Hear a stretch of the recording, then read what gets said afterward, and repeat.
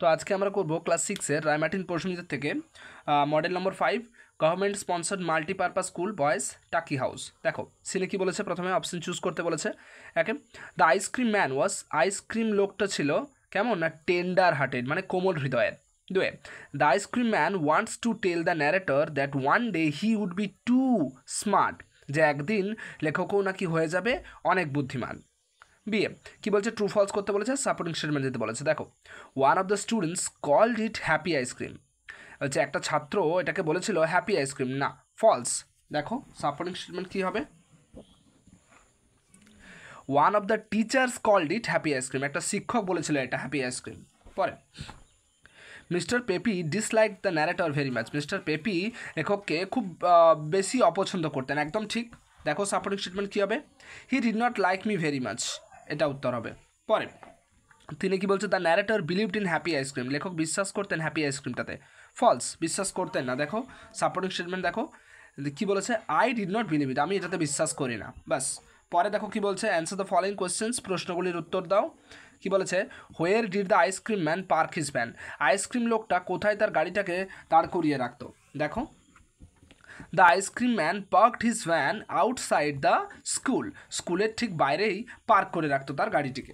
পরে whom did mister Peppy give free ice cream to, mister Peppy কাকে বিনামূল্যে বা কাকে বা কাদেরকে বিনামূল্যে আইসক্রিম দিতেন। দেখো mister Peppy gave free ice cream to kids, mister Peppy দিতেন বিনামূল্যে আইসক্রিম কাদেরকে, না বাচ্চাদেরকে, হু হ্যাড নো মানি, যাদের কোনো টাকা নেই।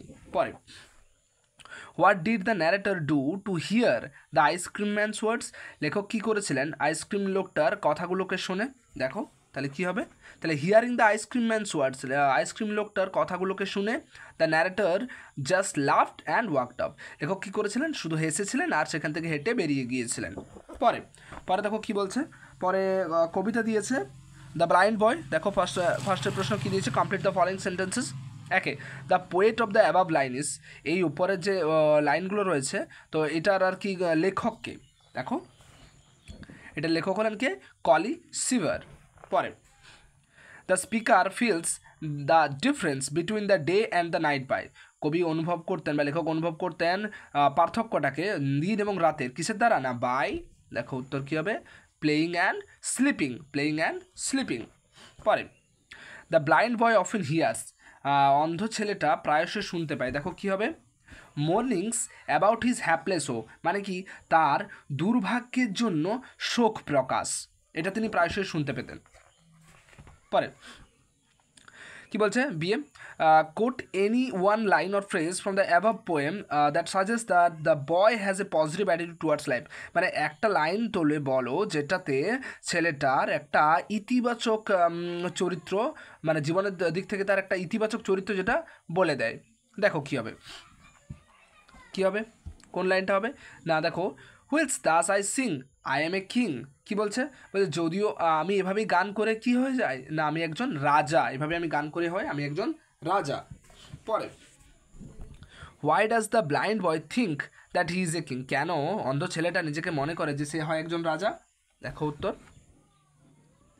কি বলছে, কারণ কি, because he does not allow his disability, কারণ সে তার এই অক্ষমতাটাকে অনুমতি দেয় না কি করতে, to destroy his cheerful mind, তার এই আনন্দকৃত মনটাকে ধ্বংস করতে বা তার এই আনন্দটাকে ধ্বংস করতে। And he wants to live, আর সে বেঁচে থাকতে চায় উইথ জয় অ্যান্ড সং, গানের মধ্য দিয়ে এবং আনন্দের মধ্য দিয়ে। পরে পরে দেখো এখানে আনসিন রয়েছে, তোমরা আমাকে কমেন্টে জানিও যদি আনসিনটাকে ভালো করে আগে পড়ে তারপরে তোমাদের উত্তর করে দিতে হয়, ঠিক আছে।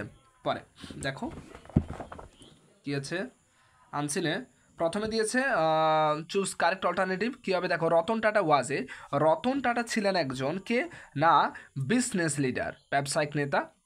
দুয়ে the second highest civilian award that Ratan Tata received was, second highest civilian award মানে কি, মানে দ্বিতীয় সর্বোচ্চ বেসামরিক পুরস্কার যেটা রতন টাটা পেয়েছিলেন সেটা কি, পদ্মবিভূষণ।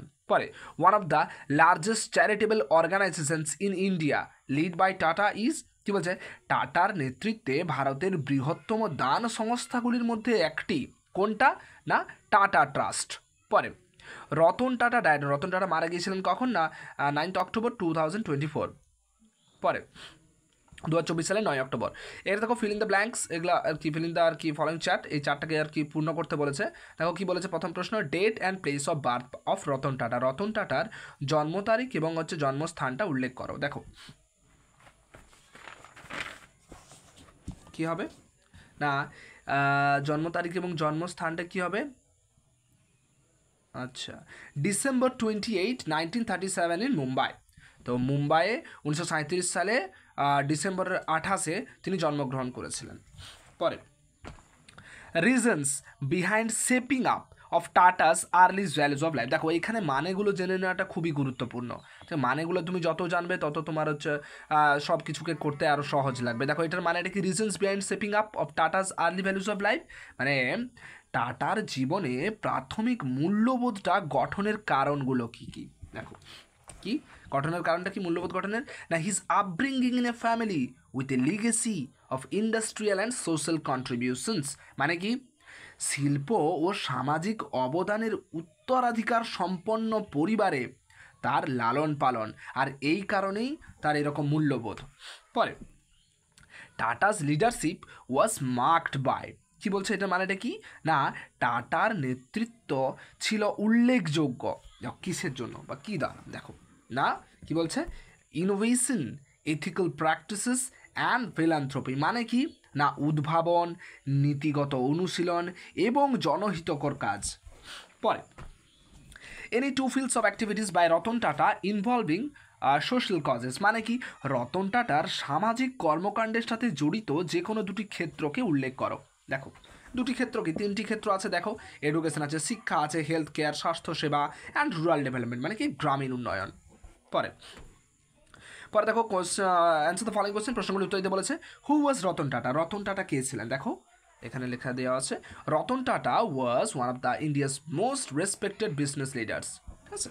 পরে দুয়ে কি বলেছে, where and by whom was Ratan Tata brought up, where মানে কোথায় এবং কার দ্বারা রতন টাটাকে লালন পালন করা হয়েছিল। দেখো Ratan Tata was brought up by their grandmother Navajbai Tata, Ratan টাটাকে লালন পালন করা হয়েছিল তার গ্র্যান্ডমাদারের দ্বারা, দিদার দ্বারা, নওয়াজবাই টাটা, কোথায় না in the Tata palace, Tata প্যালেসে in Mumbai.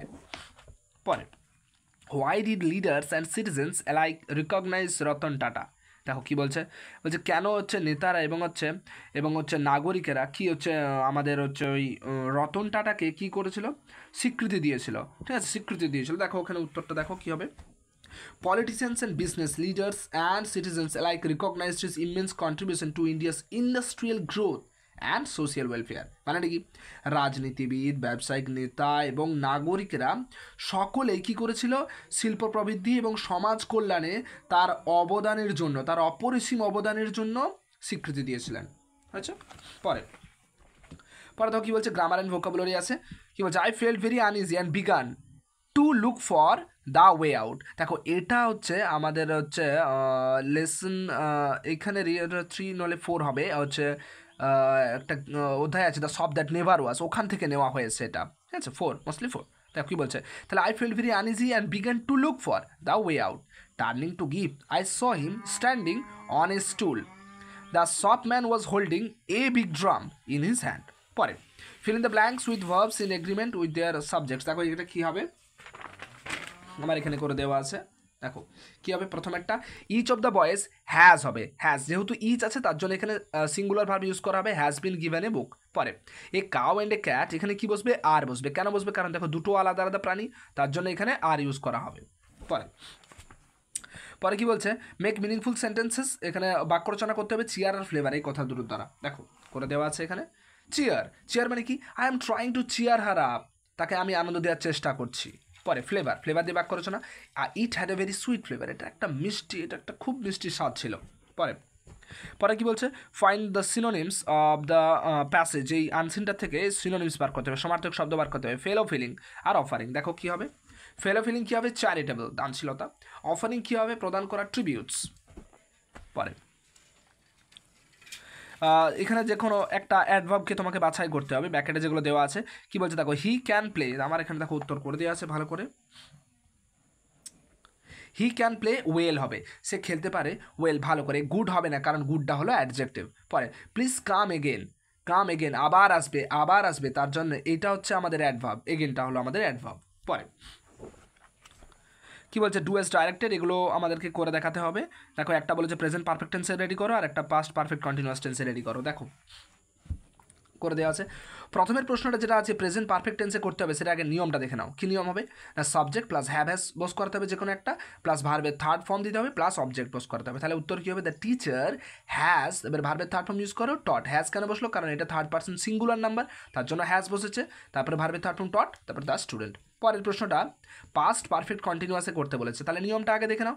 Subject plus had বসে প্লাস বিন প্লাস ভার্বের সাথে, ভার্বের ফার্স্ট ফর্মের সাথে আইএনজি ইউজ করতে হয়, প্লাস অবজেক্ট। এবার দেখো উত্তরটা কী হবে, দে হ্যাড বিন, সিং এর সাথে আইএনজি যোগ করলাম, সিঙ্গিং বিফোর ইউ কেম।